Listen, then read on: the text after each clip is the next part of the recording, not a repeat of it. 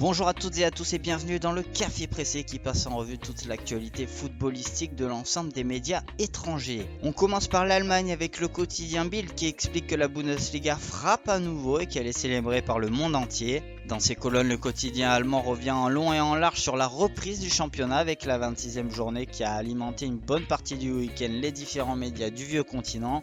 Hier, le Bayern s'est imposé sur le score de 2-0 contre l'Union Berlin. Une petite histoire dans cette rencontre puisqu'un supporter du club bavarois a été aperçu dans un arbre pour suivre la rencontre. Son escapade a été de courte durée puisqu'il a été récupéré par les forces de l'ordre. Bild a délivré son 11 type de la journée avec bon nombre de joueurs du Borussia Dortmund et notamment le trident Brandt Daoud Hazard.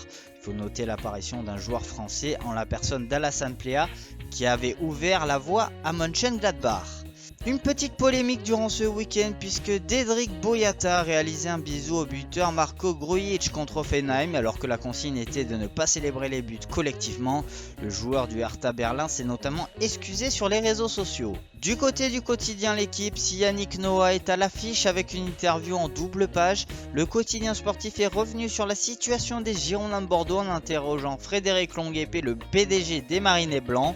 Après une semaine des plus houleuses avec la révélation de certaines écoutes par les ultramarines, l'ancien directeur général adjoint du PSG a expliqué que le point de non-retour a été atteint et qu'il devrait porter plainte contre son propre groupe de supporters.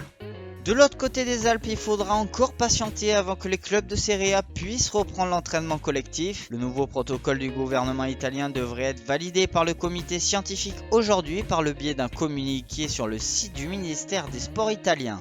Comme l'explique la Gazzetta dello Sport, il ne s'agirait que d'un détail, mais pendant ce temps-là, le club de Parme a décidé d'utiliser l'ancien protocole en réalisant une mise au vert avec l'ensemble de ses joueurs. Le bémol est que l'ancien protocole n'est plus valide par la Fédération italienne de football et le gouvernement. Sur le plan du mercato, les joueurs importants de la Serie A sont amenés à faire leur valise à l'image de Lautaro Martinez, Miralem Pjanic ou encore Kalidou Koulibaly. Pour les deux premiers cités, la direction de l'Espagne et du Barça se rapproche de plus en plus. L'Inter attend toujours la décision du Taureau et une offre importante du Barça pour donner son accord, pendant que la Juventus patiente pour avoir le oui d'Arthur pour qu'il fasse le chemin inverse. Enfin, le défenseur central sénégalais est désiré par Liverpool et Manchester United qui souhaitent renforcer leur arrière-garde. En Espagne, si le mercato d'été agite les unes des différents quotidiens, Sporea se penche aussi sur la reprise des entraînements collectifs prévus aujourd'hui.